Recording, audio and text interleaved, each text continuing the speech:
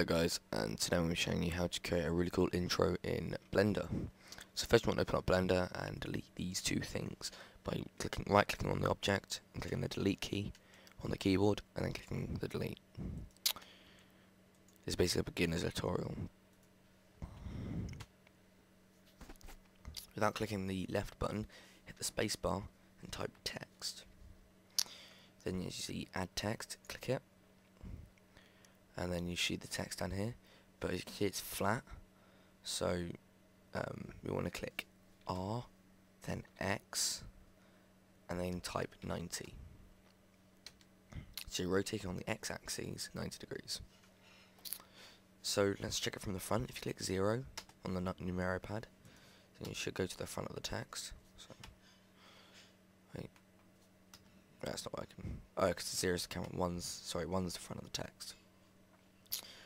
So that's pretty much the front. So as you can see, it's really thin, so it's not really 3D. So we're gonna make it a little bit 3D right now. So to do that, you have to select the text by right-clicking on it, go over to the F, the font tab, and then clicking. You see where it says geometry, modification, and then this EX. So I always set it to about 100.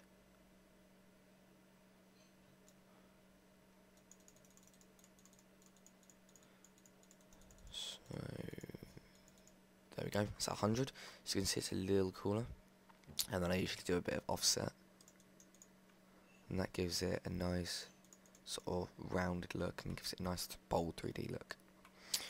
So you may not want it to be text, so you want to change it to your YouTube name or like a wallpaper or something, or whatever you want to do.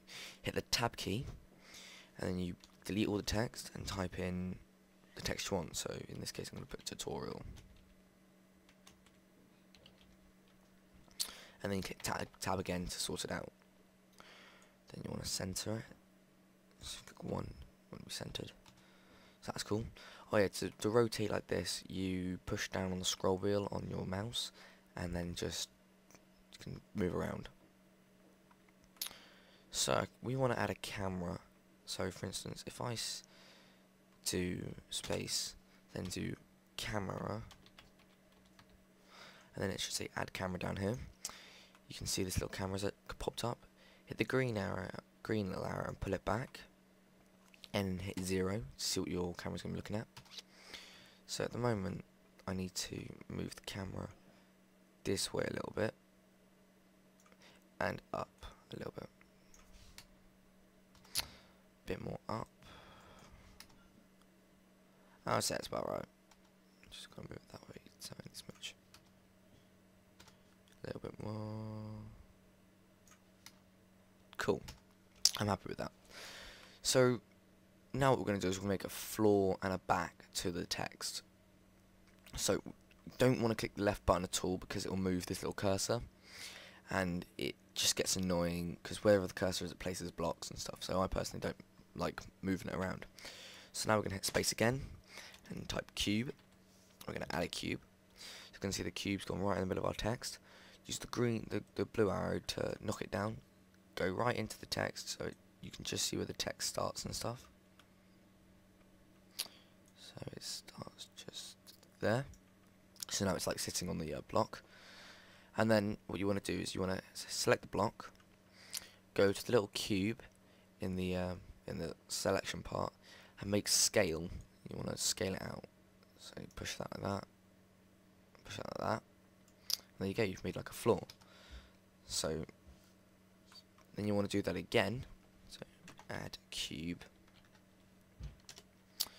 But this time you want to put it back.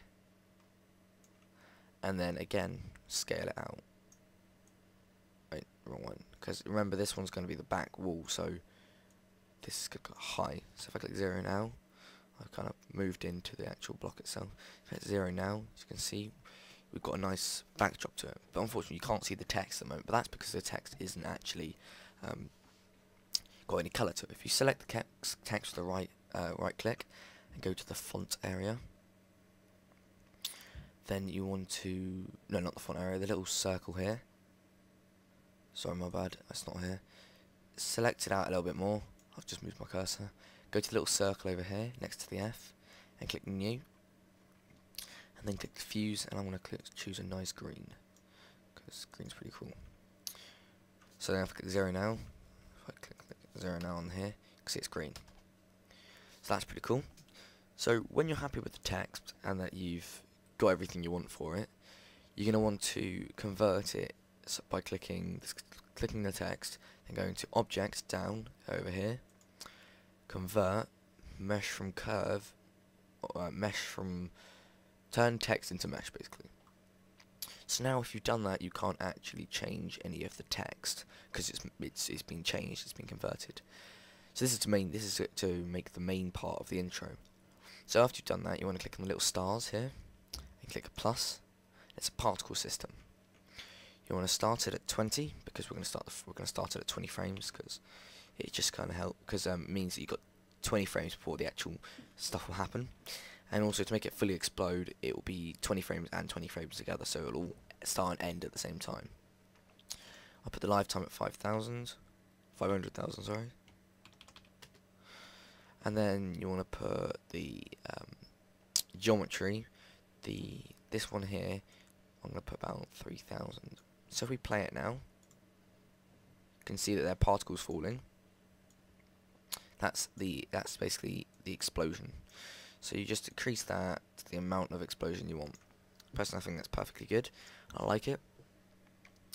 And then you go down, and I increase the size usually a bit because I like the bigger blocks. And then you want to make sure there's none halo because these just make it look really weird when rendering out. Okay, so after you've done all the particle system, you want to go to the little wrench and add a modifier, and it's going to be the explode thing here. So you click on that, and then when you play it, the whole thing disappears. So that's quite cool. So if I click F12 now, as you can see, if it renders out for me, I'm not entirely sure if it is.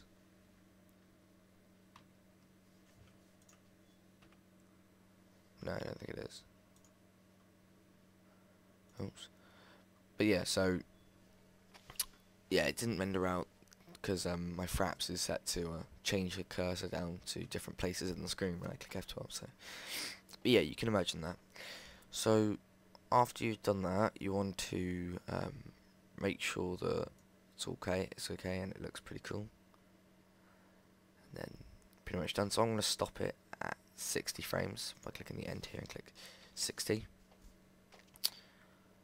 So we're going to play it through from the start. So it's bang, done. So that's pretty much your center of your intro. But we're going to add some light now to give it a little bit more of an effect. So if you select, I'm going to select just here and do, and then you want to do add lamp, and then you want to have it as a point because I usually like point ones because they're a little better. And then you're going to select on the thing, click G, and then no wait no. So if we click 0 now, I don't know if that, well, we just need to move that over the actual text.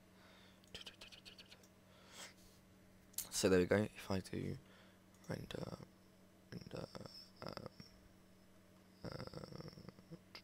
okay, don't worry. So now if we look at it, you've got a nice light that shines on the text. So now what we're going to do is we're going to render it out.